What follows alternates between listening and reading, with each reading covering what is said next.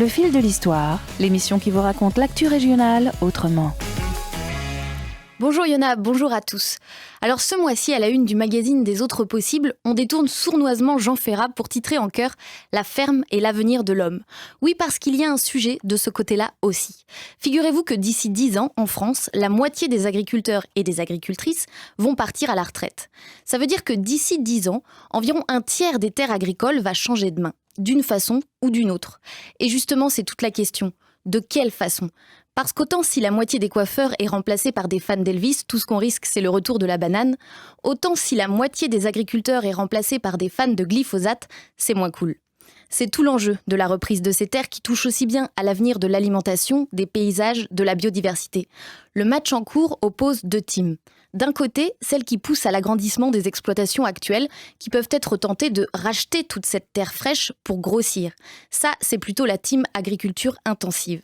De l'autre, celle qui se bat pour installer un nouveau paysan, ou même plusieurs, sur chacune des exploitations qui se libèrent, histoire de maintenir des fermes à taille humaine et souvent les passer en bio.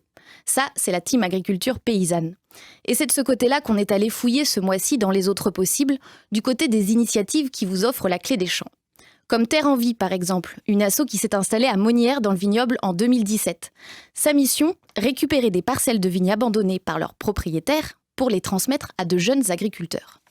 Et c'est du boulot. Il faut repérer les friches, discuter avec les propriétaires, jouer à Tetris pour assembler des bouts de terre entre eux, histoire d'avoir quelques hectares à confier d'un seul morceau. Ensuite, il faut défricher ces parcelles, enlever les poteaux, les ceps et planter de la prairie pour les rendre à nouveau fertiles. Tout ça prend pas loin de 2 ou 3 ans. Et enfin, seulement, on peut installer un nouveau paysan en élevage ou en maraîchage.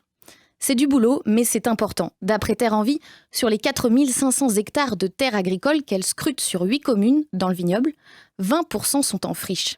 La faute à la crise du muscadet qui coûte plus cher à produire qu'il ne rapporte, et le Covid n'a rien arrangé.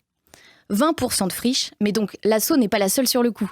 Face à elle et ses jeunes paysans, les géants du maraîchage qui louchent sérieusement sur le vignoble, dont ils pourraient recouvrir les terres de serres tout aussi géantes. Voilà un peu où on en est. Pour les résultats du match, rendez-vous dans 10 ans. Et pour y participer, rendez-vous à la ferme. En guise de préparation, vous pouvez lire ce numéro des Autres Possibles, où on vous cause aussi formation agricole, accès à la terre et projets d'avenir pour la paysannerie en Loire-Atlantique. On y prend aussi des nouvelles des terres de la ZAD. Et tout ça, je le rappelle, pour la modique somme de 2 €, messieurs, dames, le prix d'un seul des verres de muscadet que vous n'avez pas pris au comptoir ces derniers mois, et ce, sans effet secondaire, promis.